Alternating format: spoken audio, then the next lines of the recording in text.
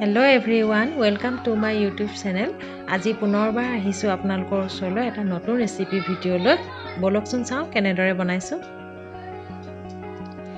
আজি মই বনাবলৈ লৈছো পিঠাগুড়িৰ লগত ভটুৱা শাকৰ এটা নতুন ৰেচিপি। আহকচোন চাও। প্ৰথমতে অলপমান চাউল ভিজাই থলো, এক মুঠিমান চাউল, আন্দাজ অনুসৰি। অলপমান ভটুৱা শাক আপোনালোকে কম বেছি পৰিমাণেও দিব পাৰে। নহৰু 3 ফুটা এনেদৰে থেতেলিয়াই লৈছো। পিয়াজ অলপমান কুটি লৈছো। ইয়াতে মই বৰ বেছি উপকৰণ ব্যৱহাৰ কৰা নাই, একেবাৰে সিম্পল ৰেচিপি।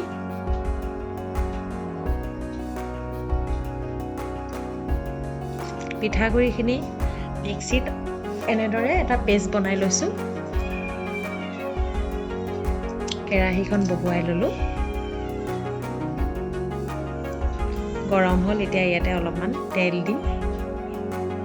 তেলো খুব কম পৰিমাণে দিছো। মিঠাতেল দিলো অলপমান। নহৰুখিনি এনেদৰে ফুটাই দিলো। পিঁয়াজখিনি দিলো। অলপমান এনেদৰে ভাজি থাকিলো ৰঙচুৱা হোৱালৈ। এতিয়া অলপমান হালধি দিলো। এইদৰে ভাজি থাকিলো। এতিয়া শাকখিনি দি দিম মই এনেদৰে কুটি লোৱা শাকখিনি। অলপ সময় লৰুৱাই থাকিলো, অলপ ভাজ যোৱালৈ।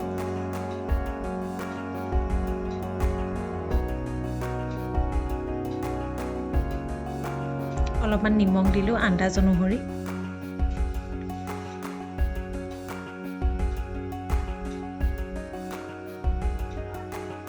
এয়া শাকখিনি সিজি আহিবলৈ ধৰিছে।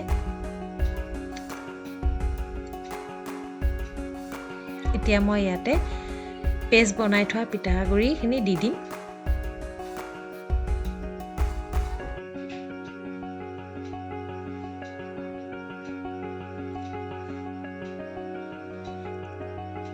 অলপ সময় এইদৰে ভাজি থাকিম। পিঠাগুড়িখিনি ভাজ যোৱালৈ এনেদৰে গোটা হৈ আহিব, অলপমান ডাঠ হৈ আহিব। এতিয়া মই ইয়াতে অলপ গৰম পানী দিম।